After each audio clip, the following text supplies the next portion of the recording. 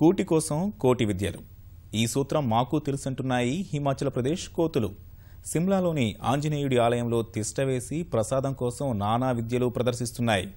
గుడికి వచ్చే భక్తుల్ని బెదిరిస్తూ భుక్తి కోసం బేరసారాలు ఆడుతున్నాయి. చివరకు అనుకున్నది సాధించుకుంటున్న వానరాలు పర్యాటకులకు జీవితకాలపు స్మృతుల్ని మిగుల్చుతున్నాయి. అలాంటి కూటి కోసం కోతి విద్యలపై ఈటీవీ ప్రత్యేక కథనం.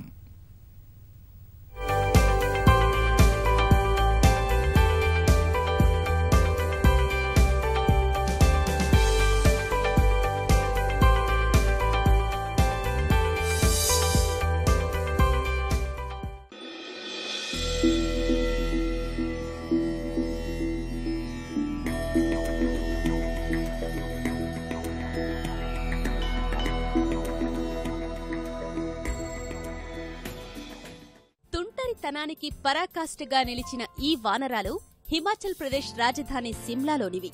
జాఖూ పర్వతంపై వెలిసిన హనుమంతుడి ఆలయాన్నే శాశ్వత ఆవాసంగా చేసుకున్న వందలాది కోతులు ఏళ్ల తరబడి అక్కడే ఉంటూ పర్యాటకులకు చుక్కలు చూపిస్తున్నాయి.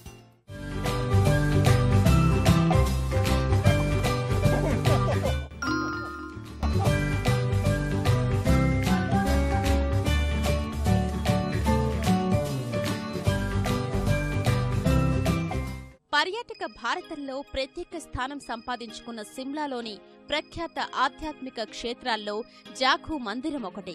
సముద్ర మట్టానికి దాదాపు 8,000 అడుగుల ఎత్తులో ఉన్న ఈ ఆలయం నుంచి చూస్తే హిమాలయ పర్వత సౌందర్యం సరికొత్త రీతిలో దర్శనమిస్తుంది. ఇదే మందిరం వద్ద ఠీవీగా నిల్చున్న 108 అడుగుల ఆంజనేయుడి విగ్రహం సిమ్లాకే విశిష్ట గుర్తింపు తెచ్చిపెట్టింది. బాలీవుడ్ మెగాస్టార్ అమితాబ్ బచ్చన్ కుమార్తె శ్వేత తాను స్థాపించిన నందా ట్రస్ట్ ద్వారా ఈ విగ్రహం నిర్మించారు.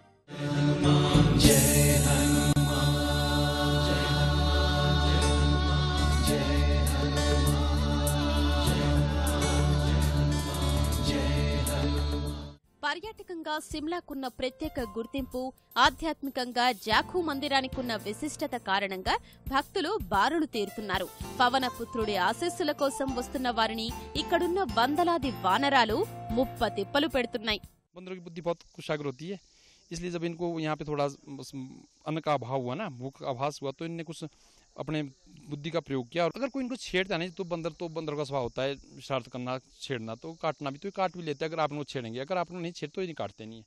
ड्राइवर ने तो हमको ये बोला स्पेक्स वगैरह या हैंडबैग जो भी है वो सब यहीं पे रख के जाओ, और डर भी लग रहा है बंदरों से. ఆలయ నిర్వాహకులు తిండి పెడుతున్నా కడుపు నిండని కోతులు తమదైన మార్గాన్ని వెతుక్కున్నాయి. ఎన్నో ప్రయత్నాలు చేశాక ఎవరి దగ్గర్నుంచి ప్రసాదాన్ని ఎలా రాబట్టాలన్న అంశంపై విశేష ప్రావీణ్యం సంపాదించాయి. భక్తుల దగ్గరున్న విలువైన వస్తువుల్ని ఎత్తికెళ్లి వాటిని తిరిగివ్వడానికి ప్రసాదం ఇవ్వడం తప్పనిసరన్న అప్రకటిత నిబంధనను అమల్లోకి తెచ్చాయి.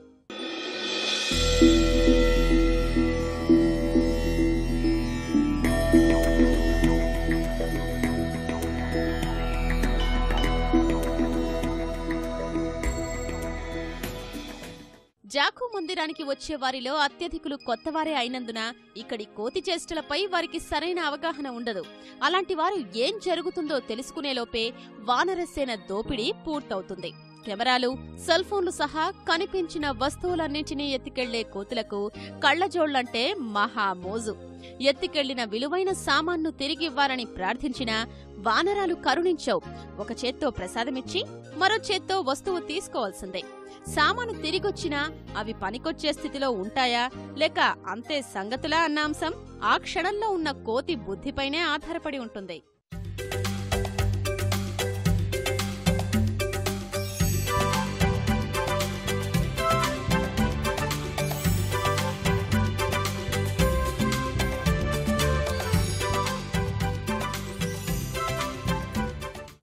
కోతులు ఇంతలా వేధిస్తున్నా వానరసేన పట్ల పర్యాటకుల భక్తిభావం మాత్రం ఎప్పటికీ తగ్గదు. జాఖూ మందిర స్థల పురాణమే ఇందుకు కారణం. జాఖూ పర్వతానిది, వానరసేనది శతాబ్దాల అనుబంధమనే చరిత్ర చెబుతోంది. రావణుడితో యుద్ధం సందర్భంగా స్పృహ కోల్పోయిన లక్ష్మణుడి కోసం సంజీవనిని తెచ్చేందుకు బయలుదేరిన హనుమంతుడు మార్గమధ్యంలో జాఖూ పర్వతం వద్ద ఆగాడట. సంజీవని పర్వతం వద్దకు ఎలా వెళ్లాలో అక్కడున్న యాకు మహర్షిని అడిగి తెలుసుకున్న ఆంజనేయుడు తిరిగొస్తానని మాటిచ్చాడట. సమయాభావం వల్ల ఆ రోజు రాలేకపోయిన పవనపుత్రుడు ఇచ్చిన మాట నిలబెట్టుకునేందుకు స్వయంభూ విగ్రహంగా వెలిశారట. మీతోనే మేము అన్నట్లుగా వానర సైన్యమంతా వచ్చి జాకు పర్వతంపై ఇలా స్థిరపడిందట. मैं ये मानता हूँ कि हनुमान जी की सेना, क्योंकि ये आज से नहीं है, ये 200 साल का प्रूफ अंदर लगा है। 1837 की फोटोग्राफ अंदर लगा है। उस समय भी बंदर थे, तो आज सैकड़ों सालों से बंदर यहाँ हैं और ये हनुमान जी की ही पूर्वज है। डर नहीं लगा, जहाँ हनुमान जी का मंदिर है और वहाँ बंदर नहीं है तो उनका कोई महत्व नहीं है, हम समझते हैं। और है तो इसका मतलब है कि यहाँ पर हनुमान जी का आस्था निश्चित रूप से है। उनका तो नेचर है, अगर वैसा नहीं करेंगे तो फिर बंदर किस काम का। కోతి చేష్టలతో భక్తులు ఇబ్బంది పడుతున్నా జాకు మందిరం వద్ద ప్రసాదం విక్రయించేవారు మాత్రం పండుగ చేసుకుంటున్నారు. గుడికొచ్చే పర్యాటకులు కోతుల వల్ల 1-2 సార్లు ప్రసాదం కొనాల్సి వస్తుండగా తమకు సిరుల పంట పండుతోందని వ్యాపారులు మనసులో ఆనందపడుతున్నారు.